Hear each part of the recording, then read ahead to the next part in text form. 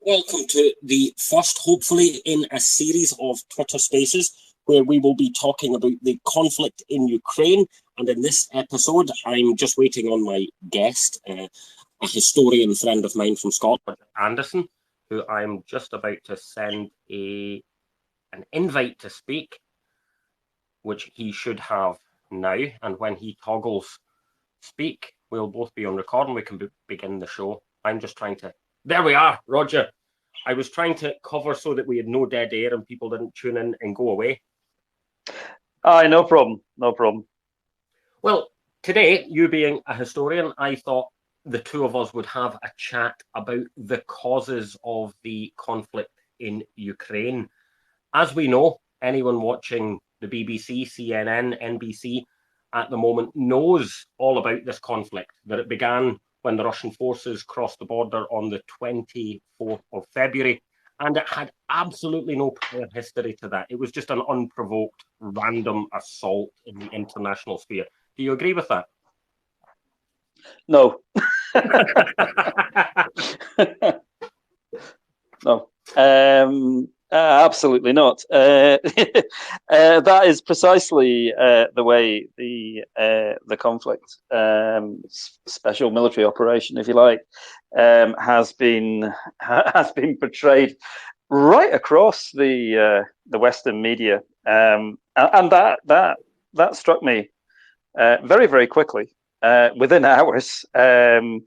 That nothing ever comes out of the blue, and the other component of this was that the whole thing was premised on the basis that we have an evil adversary who is the new Hitler, and so on and so forth. Russians are bad, etc., etc. So the whole thing was completely contextless, which immediately struck me. And I have to admit, I was, I've been somewhat distracted by other things over the last few years, and my knowledge of what was going on wasn't up to scratch. So my first instinct was to go and I discovered that the Western narrative was, shall we say, lacking in the extreme. That's where I got to very quickly. So where does this conflict come from? Because, being a casual observer for such a long time as we've been, Eastern Europe isn't really on our radar. We're not encouraged to do even Polish politics, never mind Ukrainian politics. So, you and I, children of the Cold War, we just kind of see Belarus, Ukraine, Russia as kind of just this Russia, almost an abstract. And it's hard for us to distinguish this big difference between this entity of Ukraine and this huge entity of Russia. So, just from your understanding, why did Russia invade the little Russia? I'll get into trouble for saying that, but why, from our perception, why did Vladimir Putin invade Ukraine? Well, the easiest, the quickest answer is to say that events in 2014 have pushed him into a corner, but to be honest, there's a lot more to it than that. There's there are a number of when you're looking at events historically, you look for long term and you look for short term causes, medium term causes as well, and there's a whole tranche of these. The most immediate causes, I guess, are the 2014 coup in Ukraine, which brought in a government that could be termed as ultra nationalist. It certainly, as far as the available evidence, telephone calls and so on and so forth, go was, shall we say, inspired by the U.S. State Department, CIA. This is at a point when Obama was in power. So we have some of the same characters who are now back in the State Department running things. So there's a coup in 2014 in a government which is influenced quite heavily by ultranationalism, basically because the coup was undertaken on the back of very, very far right, what I'd describe as Nazi elements. We're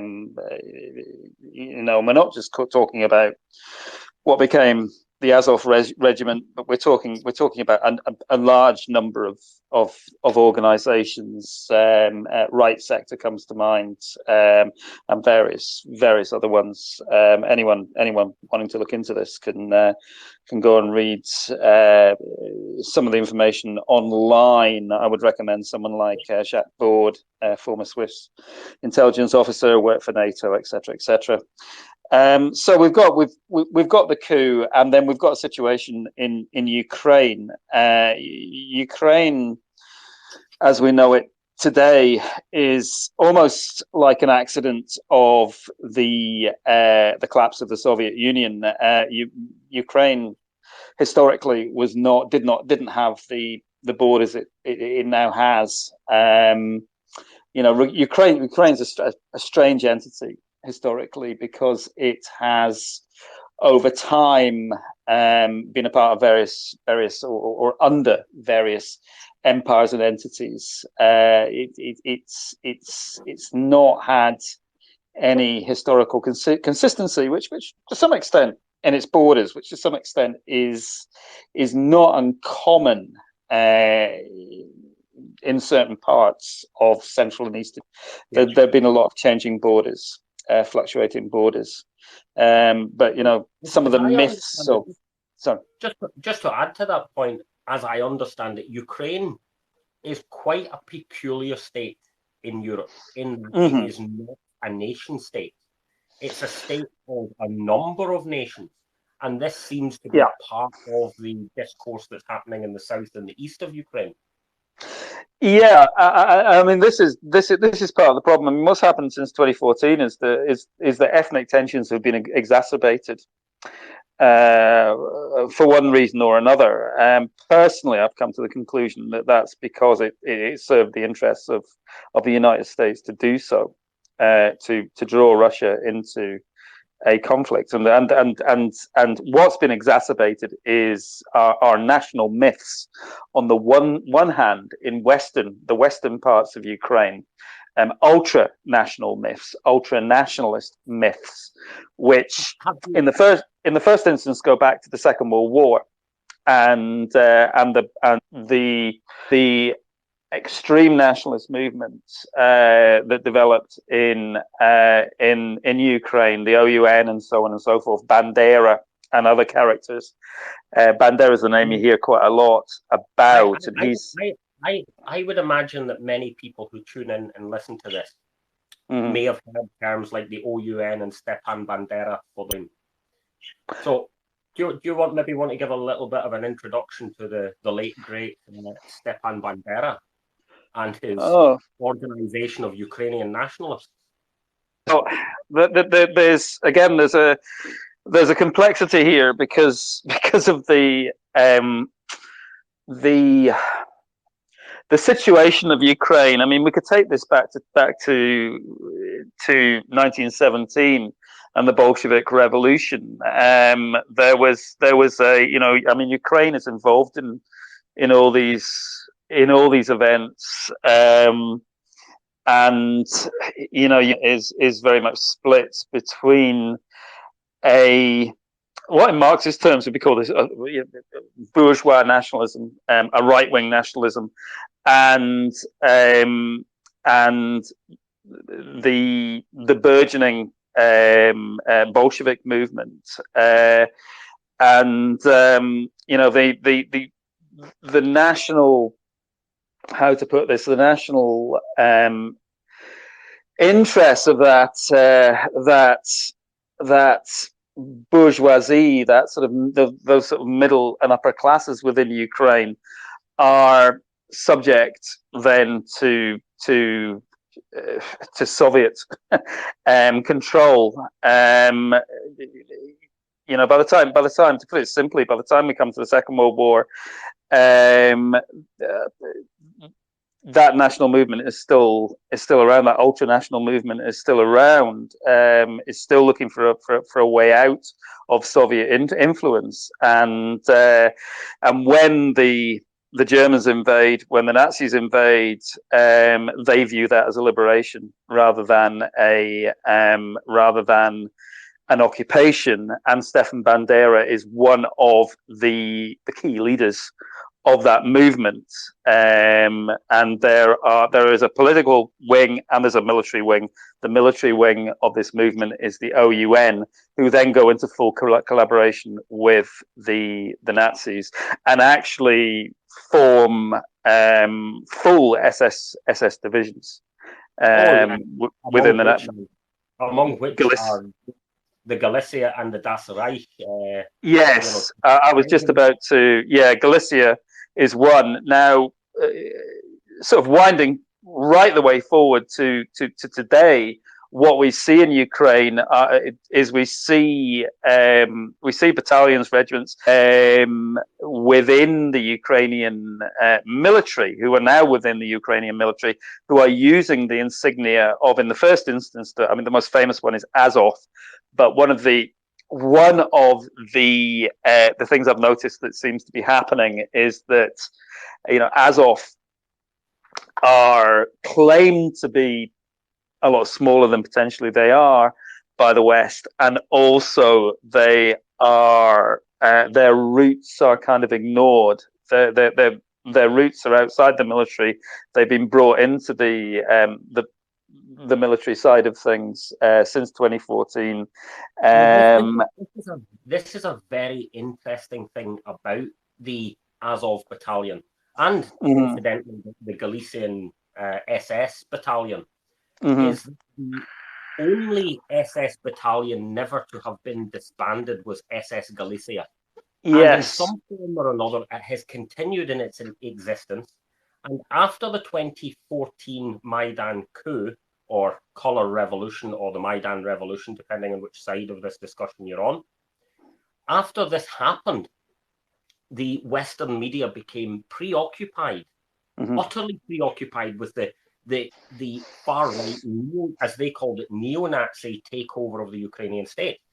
And then in the days before Russia invaded, that fell silent. And now there is a huge effort in the West to utterly mute, if not delete, that narrative.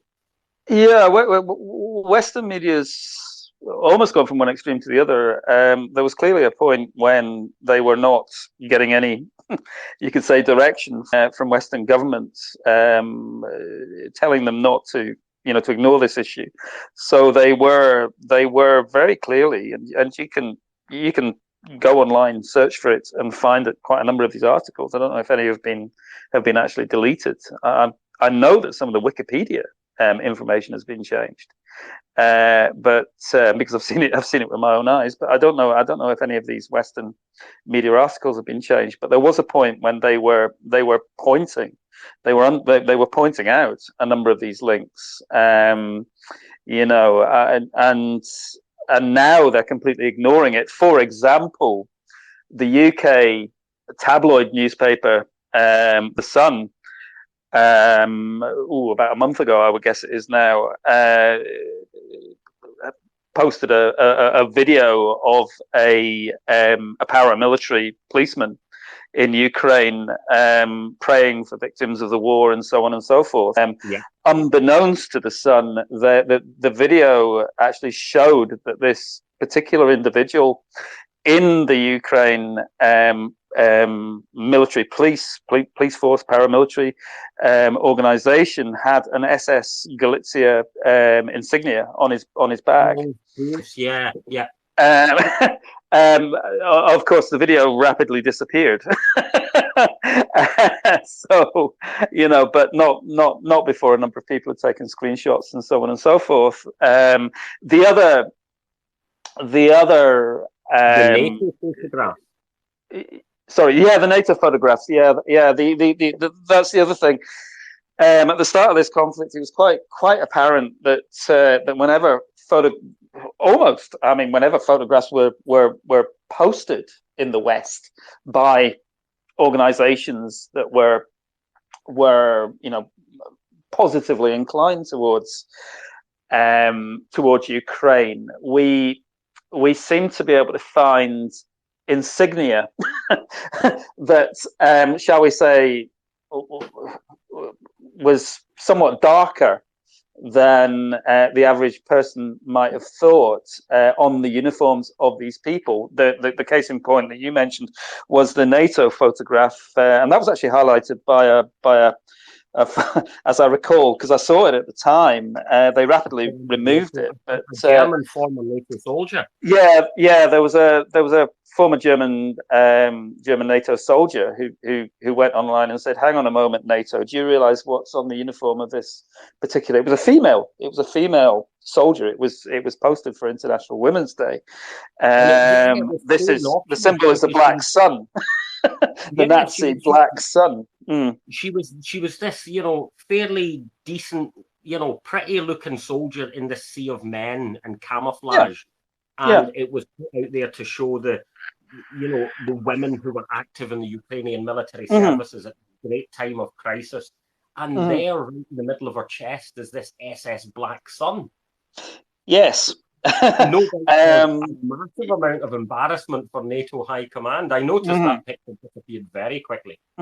It disappeared very quickly. The fallout was ignored, but it did flag up for a number of people. I think a minority, but a number of people that something wasn't quite right here. And then, a number of photographs continued to appear, designed, I presume, to put the Ukrainian forces in a good light. And these weren't Azov troops. And there were a number of them where we people noticed online that again there were symbols like the black sun appearing. The black sun is actually a part of the Azov insignia as well. It's part of their shield, along with the Das Reich SS insignia over. Yes, the Wolfsangel. Yes. Yeah. What about more recent causes for the conflict, such as the NATOization? We hear a great deal about the NATOization of Ukraine. Okay, so yeah, this is part of the wider context. We've got the 2014 coup, as I would call it. And we've got NATO's role in this, and that's growing since the collapse, I guess, of the Soviet Union. There was an undertaking given at the time to Gorbachev that NATO wouldn't expand to the east. I mean, that was one of the reasons why not 1 inch eastward. Not 1 inch, yeah. That was one of the reasons why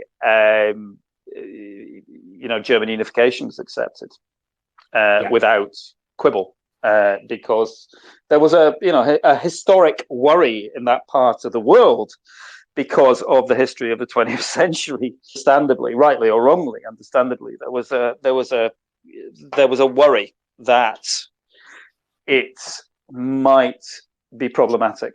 So that was the undertaking given. Now, as I understand it, the 1990 NATO-Soviet agreement, which now America pretends was never an agreement in the first place. It was just a casual conversation between the Secretary of State and the Soviet Baker. Baker. And Edward, who's I'm not going to get the Russian name. Edward Shevardnadze. That's the one. Yeah. The discussion that happened between them was pretty much about the fear of a unified Germany and a neutral or non-aligned Germany rearming. That was a significant step. So Mm-hmm. the Soviet Union at the time, and the successor state of which obviously is Russia, was concerned that it didn't want a reunified Germany non-aligned.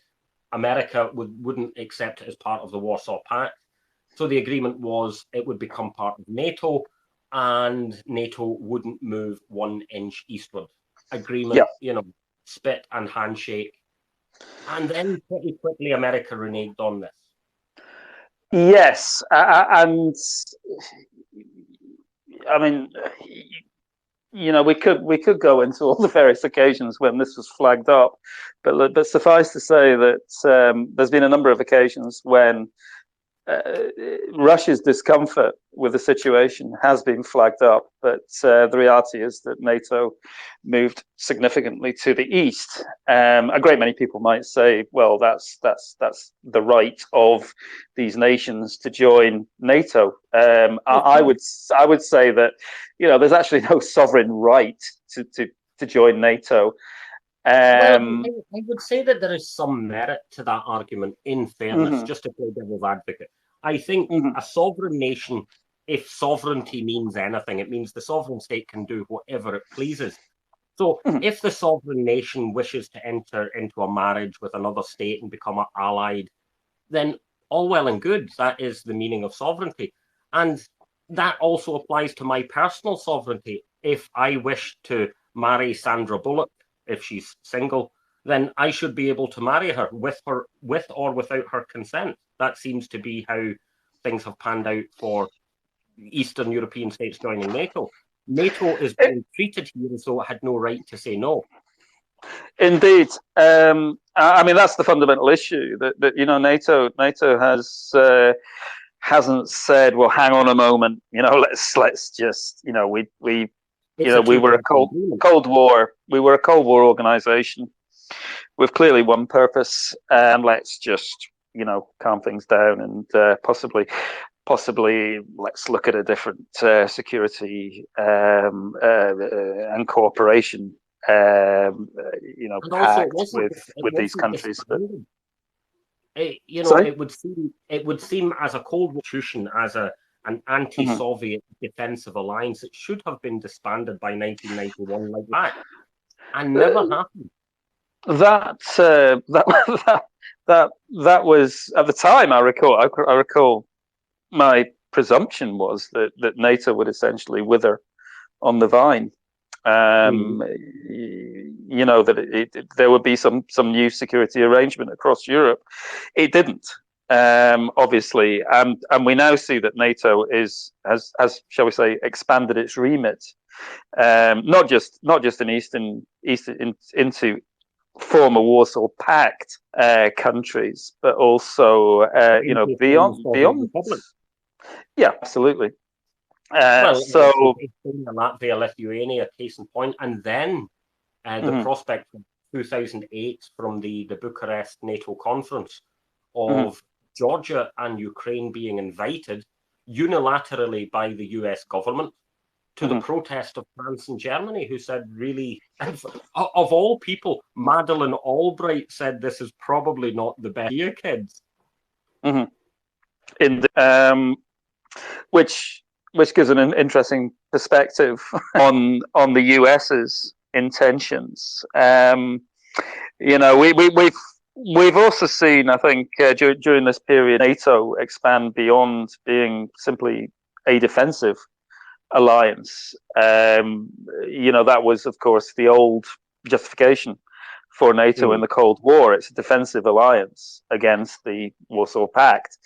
With the bombing of Yugoslavia, etc., etc. I mean, I noticed the Chinese recently were mentioning the bombing of their embassy in Yugoslavia, which China doesn't appear to have forgotten, although much of the West might have. But the remit of NATO appears to have expanded, shall we say, Well, I beyond mean, its old. I think it's safe to say NATO has effectively become the sort of front guard or the advance guard Mhm.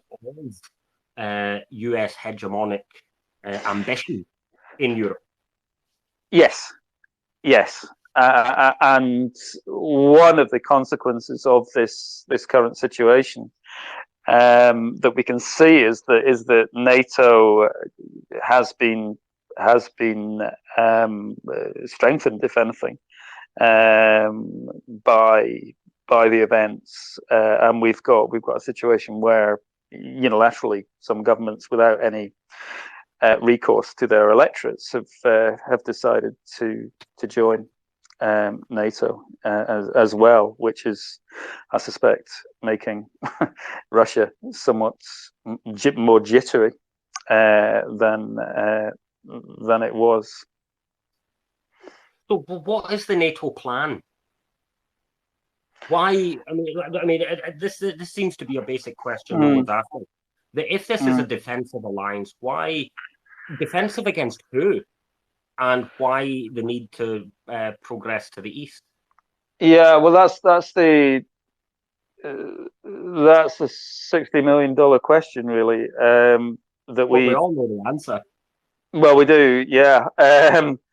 If we wind back to the 1990s, ostensibly there's no reason for NATO to exist because the threat that it was supposedly guarding against had gone.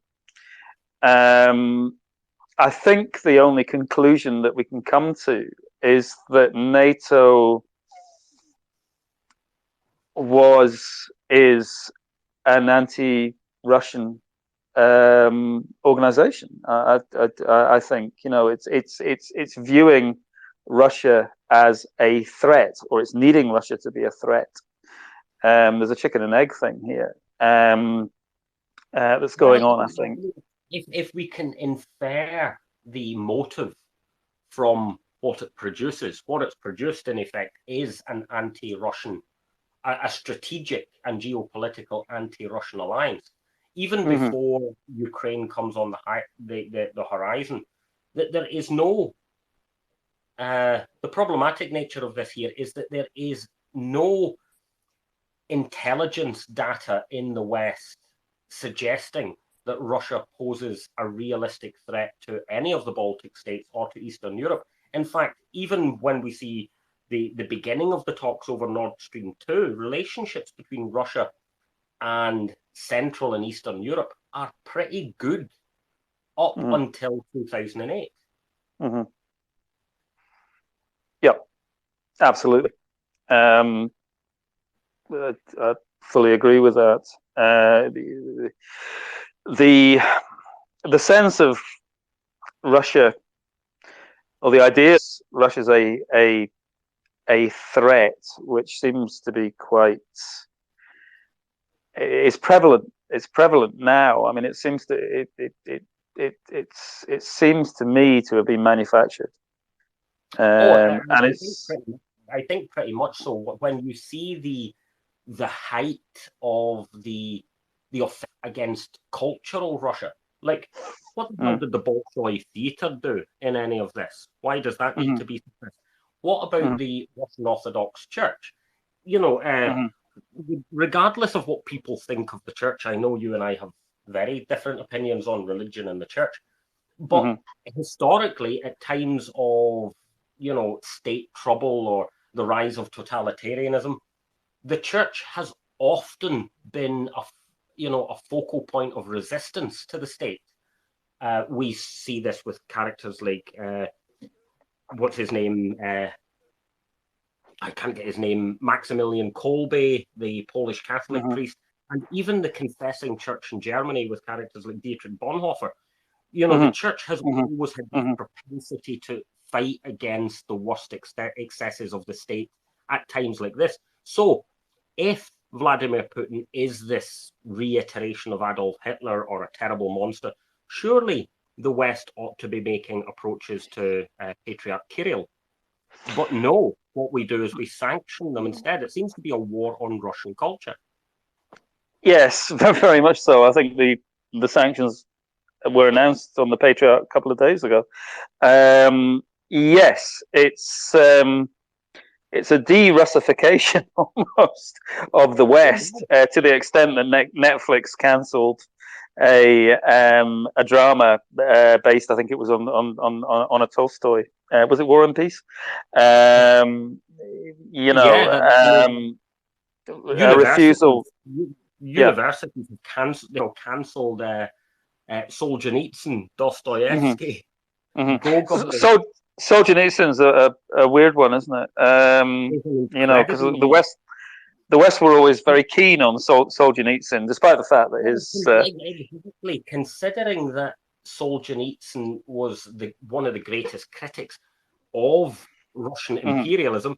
And since mhm, the West is painting this as a revival of the Soviet Union, mhm, surely Solzhenitsyn is exactly who we should be paying attention to. But no, as a mhm. Russian, it has to be cancelled. So that even my local Lidl, this is a shout out for Lidl, by the way, you know, my local Lidl cancelled vodka, and the vodka that it sells is made in England. Yeah, yeah. So I'm yeah, aware I of know. I that mean, one. Yeah. this is the humor of it. But going back to causes, the last cause I'd like to think about is the presence or non of 26 internationally banned biological and chemical weapons facilities Hmm. in Ukraine run by. Okay. Yeah. How So how would the United States behave if this were being done by Russia in Canada or Mexico? uh, I think the Cuban Missile Crisis is probably the nearest. It's a question of America wasn't too keen on. and we're also getting to see the same behavior of the United States and the Soviet. Indeed, yes. The United States and its staunch ally Australia threatening, going to the lengths of threatening, essentially, to invade the Solomon Islands. So, clearly, this is not about sovereignty. I mean, the United States is the biggest infringer of sovereign rights across the world when it doesn't like a regime or a nation or wants to get its hands on its resources. Well, a very interesting factoid on that is the nuclear weapons in Germany. Mm-hmm. The German people in the past 10 years voted to have the US ICBMs removed from Germany, Mm. only to discover that they're not allowed to have them removed. That this is a military agreement that goes above German democracy. Mm-hmm. So the very presence of the United States in any part of Europe does draw into question this argument to sovereignty. Yeah, I mean, this begs the wider question of, the role of not just NATO but also the EU in all of this. To be honest, I mean, the behaviour, the self-defeating behaviour, I would argue, of a great many European countries, suggests to me that they're behaving like client states rather than as independent sovereign states. You've been listening to That's Chomsky. That's Chomsky's favorite term, the client mm, states of them. Yeah, it's true. yeah, yeah. I mean, that to me. I mean, they're wrecking their own economies right now, and this is something that much of the Western, if not all of the Western media, mainstream media, is trying to explain. I saw an article earlier.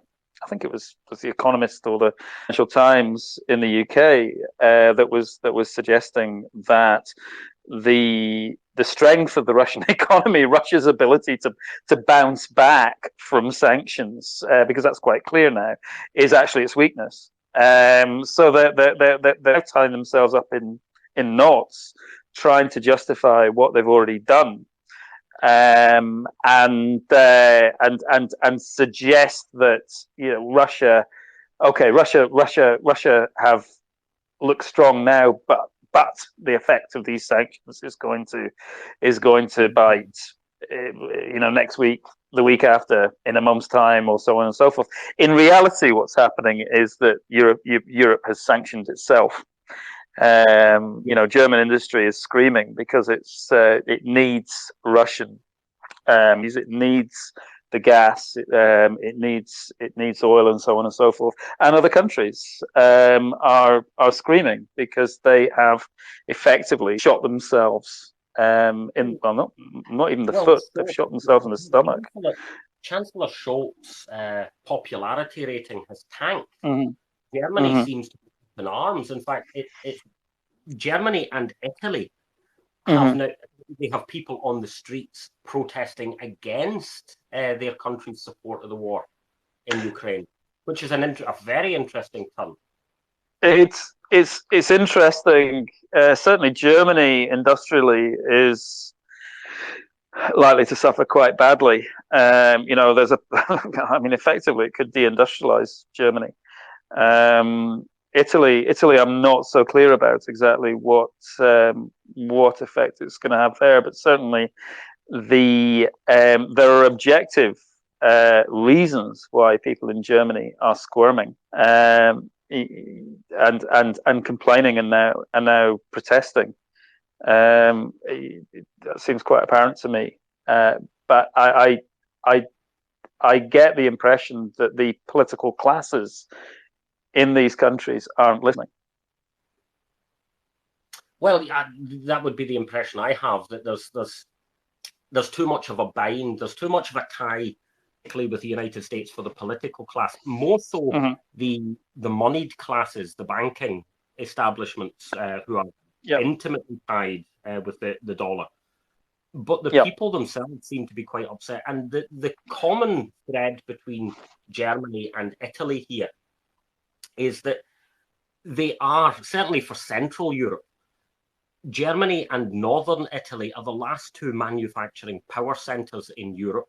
They're gas and oil dependent for their economies, and neither of them produce it. So are almost entirely reliant on, Russian oil and gas. This then is a massive problem for Germany. And I thought maybe naively that Germany came into this with NATO in the first place, thinking this would be a short war and it would all be over by Christmas. That's not the way it's panning out. Yes, I think the presumption across the NATO countries was that this was going to be a short war. This was going to, Russia was going to collapse fairly quickly, and quite clearly, as you said, that's not happening. I think the interesting thing that you're pointing to is that what you've got within these countries is you've got a split within the ruling elites. You've got moneyed interests who corporate interests who are actually looking at a collapse of their industries, and they're squealing. So you've got, unlike, which seems to be pretty 100% on board as usual with the US in its what can we say, in its imperial. And it's no secret, ever since the Suez Crisis, British foreign policy has mirrored US foreign policy. That seems to be the military angle of the special relationship. So essentially, yes, absolutely. The Suez Crisis was the last shout of independent British imperialism, and since then it's hung onto the coattails of the US. And has been its loyal partner, and post Brexit, that's its only mechanism for influencing the world. One second, then I'm just going to approve Johnny Boy, who's asked to be able to speak. So we'll see. Yeah, for sure. 1 second, I'll hit the approve button there. Now we should have another speaker on board. If he unmutes, he should be able to speak. Johnny Boy, welcome to the show. No, we'll keep talking. He's gone off. He's gone off. Well, no, I still see him there, but he's on mute. I wanted to get back to this idea of the causes. Hopefully, in the next few days, we'll be able to hold another few of these discussions. Yeah. But why would the US have biological weapons factories in Ukraine? I think because they could get away with it. Well, yeah, because, I mean, they are against the law internationally. Exactly. In the United States, it's heavily controlled territorially Mm-hmm. that they are allowed Mm-hmm. biological and chemical weapons facilities. Mm-hmm. Well, so long as they're not weapons facilities, that they're for Mm-hmm. research. Mm-hmm. But we know from what, however much we can trust it. I mean, we've got to take all of this with a pinch of salt. It's a war. But from what the Russians have released, the documents that they released 2 weeks ago show that this was weapons grade material. So Mm-hmm. what if that has any truth to it? Let's face it, because of course the narrative is all Russians lie all the time. But if there's any truth to this, the question is, why the hell would the United States be producing weapons grade chemical and biological agents, 26 facilities in Ukraine? As I said, I think the the legal safeguards possibly there are not as great as they are elsewhere. They couldn't get away with it in the United States, and from the information that seems to have leaked out, I mean the phrase that's banging around in my head as you're talking about this is Hunter Biden's laptop. Uh, there Thank seemed you. sorry. I was saying thank you. I was waiting for someone to mention it. Yeah, there seem to be a number of people, Hunter Biden, not the least of them, with a finger in the Ukrainian pie. I believe Nancy Pelosi and others have a an interest in Ukraine as well.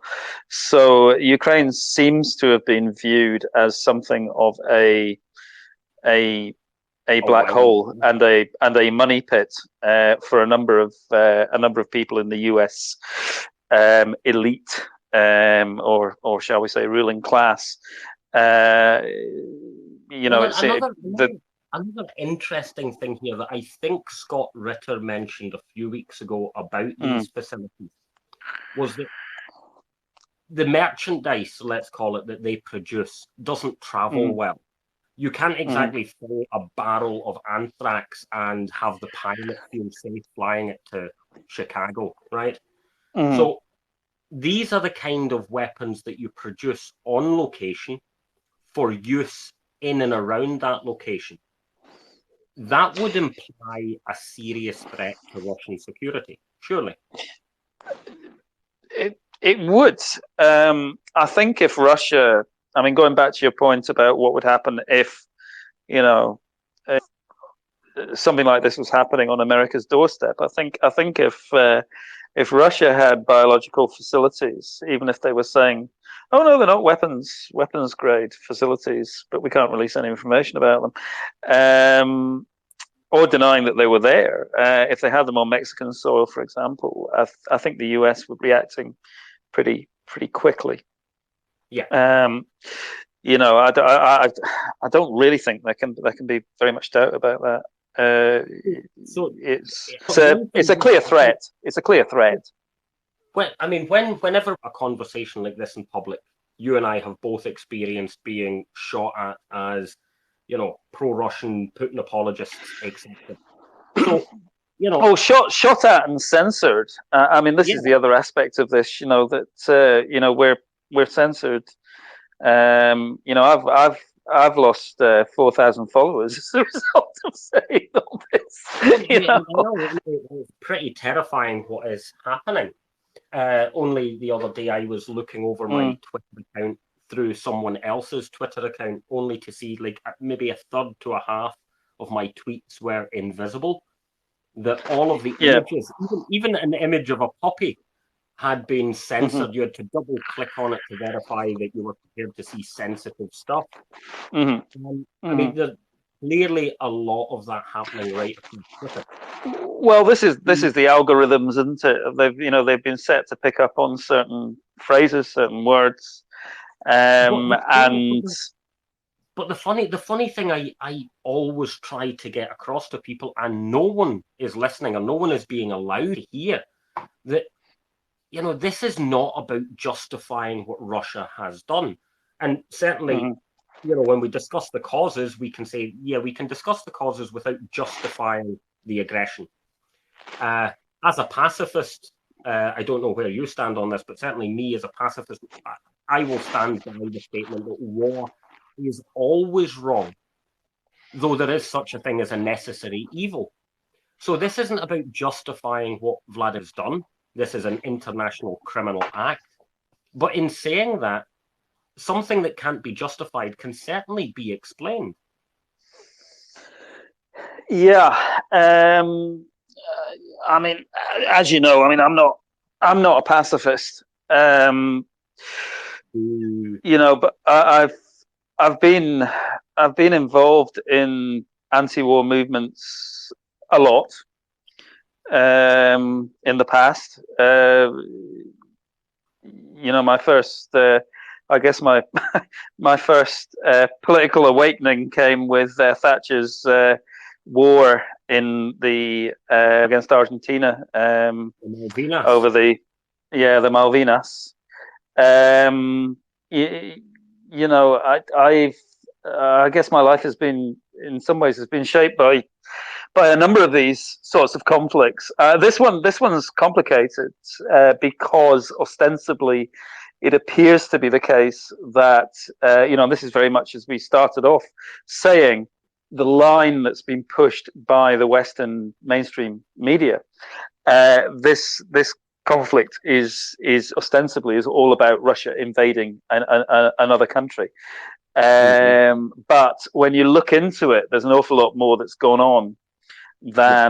than that. There's a lot more context, and there is also, I mean, an issue we haven't really touched on is the events within Ukraine itself since 2014, where Russian speakers have suffered, particularly in the east, have suffered effectively what I would call ethnic cleansing. So Um, you're here for anyone unaware of this, because I imagine there's a lot of listeners, especially who rely on the mainstream, who are unaware of these vile, horrible Russian armed, ethnic Russian mhm, Ukrainian separatists. mhm. Or as other people might say it, just people who Ukrainians who speak Russian who are being by the Azov and the Tornado Battalion. Yeah, I mean, again, for those people who are thinking, oh yeah, but that nasty evil Putin put them up to this and cause these problems. I would say, go and read Jacques Baud, who is who's Swiss. He's neutral, but he has worked for NATO. He's a Swiss intelligence officer. He's got a very, very long CV. Knows a lot about these, and was at one point monitoring what was going on in this part of the world. He quite clearly points out that there's Putin was actually telling these, I mean, what we now have, for those who don't know, is we now have two breakaway, if you like, republics: the Donetsk People's Republic and the Lugansk People's Republic. And their situation began with a crackdown on Russian speakers, protests in the east. Because their language had been officially banned by Their language the was officially banned, and so on and so forth. I mean, the sort of thing that, in our part of the world, I've pointed this out to the anger of certain people in Scotland, because I don't like being faced with this. If we were in a situation where in Scotland, the Gaelic language and the other language of Scotland, other than English, which is a language called Scots, for those who didn't ken, that's a bit of Scots. The language makeup of Scotland. If those languages were banned, I think people would be pretty annoyed, and there would be protests and so on and so forth here. there were Yeah. protests in the east of Ukraine, and those And protests were met with the utmost brutality, including the burning to death of a number of people in Odessa. Odessa, yeah. Yeah, and these are all areas that we're now talking about. You know, the Russians taking. I mean, it also happened in Mariupol. These are all areas where there was a crackdown, and the Ukrainian state used far right paramilitary, far right organizations to crack down on these Russian speakers, and as a result, it set off a chain reaction, which ended up. I mean, initially there was a vote for, and this is a point that Jack Board very much underlines, for autonomy, not independence, but autonomy in the I was first instance. I was I was actually going to mention that because the first Mm-hmm. time I read Jack Mm-hmm. Board was in the Postal magazine, Yeah. and in that article he described how this was at first an idea of independence from Ukraine, and Mm-hmm. they approached Vladimir Putin, and Putin said no. Yeah, he It did. was Yeah. quite interesting. He said no. Yeah. This would upset the apple cart. We've got NATO to worry about, etc., etc. And Mm-hmm. Mm-hmm. at this, it seemed to be Putin, who was, playing the peacemaker. And Yeah. they went for the top. The Kiev government then sent in the army, and the Mm-hmm. army, this was in the Ukraine on Fire, the Oliver Stone documentary, Yeah. which was fantastic, and is now off of everything. We can't view it anywhere, strangely. But it showed that the Ukrainian army, when it first arrived in the Donbass, stopped done very well with the locals. The Ukrainians didn't want to kill Ukrainians, and at this point, then the Ukrainian government sent in the Azov battalion, who were Yep. pretty serious about killing the locals. And this Yep. is where the autonomous movement becomes a separatist movement. Yeah, and this kind of makes sense as well of why organizations like Azov, which originally wasn't a state organization, were integrated into the Ukrainian military, because they were, I mean, in the words of Zelensky and others, they were the best fighters. Well, actually, they were the best fighters against ethnic Russians, or people they viewed as ethnic Russians, because a lot of these people are, I mean, ethnicity. They're people who speak Russian. And of course, the Azov battalion was particularly targeted by NATO and the CIA for what's known as stiffening, for bringing them up to a NATO standard. Absolutely, yes. And their ideology, which is let's make no two bones about it. Their ideology is Nazi. The ideology is about ethnic purity. Therefore, they perfectly fit that role of basically, you've got your ordinary Ukrainian military units saying, no, these are fellow Ukrainians. Why should we do this to them? And then you've got these Nazis who are injected into the situation. Well, who don't have any qualms about that, because they view these people as ethnically inferior.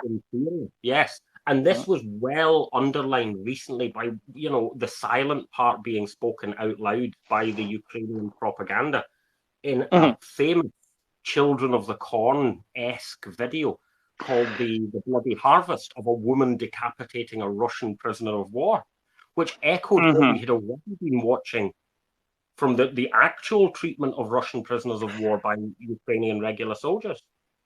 Yeah, it did. It was like a Hollywood version of that.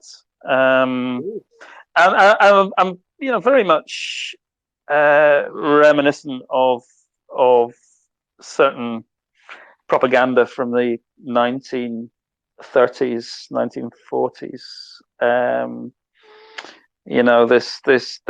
There was an underlying it was a sense of ethnic brutality. Yes. I would say, it was, being, I studied at university the interwar period, the rise of fascism, Nazism, so on and so forth. It was, shall we say, hitting certain switches in propaganda terms Yeah. when I watched that. Not this, pleasant. this is part of the interesting thing about fascism and National Socialism, Nazism proper, never having been properly checked in Ukraine. Where we know from declassified CIA documents that the Nazi elements within Ukraine were under the wing of the CIA, both in the United States. They were made exempt from war crimes, crime legislation. They were made, they were made immune from that prosecution, and they were seen as a form of resistance against Soviet Russia. Yep. And one of the hangovers of this never being properly checked in Ukraine, as it was elsewhere in Eastern Europe and in Germany and Austria, was that narrative has survived. Yeah, and this is why I think in the early part of this, both of us actually, I think, we're taking great pains to say these are not neo-Nazis. These. Yes. And a lot of people were not understanding that distinction, or I guess imagining that we were, being hyperbolic, going over the top. But the fact is that there is a direct lineage here. The sorts of, unfortunately, we've got to a situation, I think, in the West, to use that phrase, where we, the word Nazi has been bandied about so much that it is. It's been diluted. Yeah. People don't understand, unless they have actually, I think if they've studied it, if they understand that Nazism isn't just, some skinheads, certainly as it used to be, going and attacking someone. It's more than that. It's an ideology. It's a nihilism. It's a specific thing. Well, I would say more germane here is that it is an ideology and it is a tradition that survived. But I think more importantly, within the Ukrainian context, that pedigree of Nazism is a culture. It's a culture, and the point I think about the 2014 Maidan coup is that it was there, obviously, because, as you say, it had been given life support by the CIA during the Soviet period. They fought on into the 1950s, for one thing. It had been given life support. They after the Soviet Union collapsed, they sort of backed off from all that, but it was there. It was there in the culture.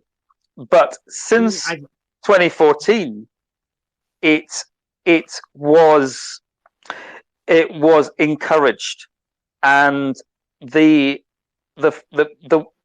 way, anyone who's listening who's going, come on, not really believing in this, the way to get a sense of that is to actually look at the number of statues to Bandera and other such figures have been in Lviv, of all places, the statue for the victory of the nation. Yeah, absolutely.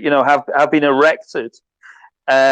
These people have been made international heroes in Ukraine, and that ideology in that context has been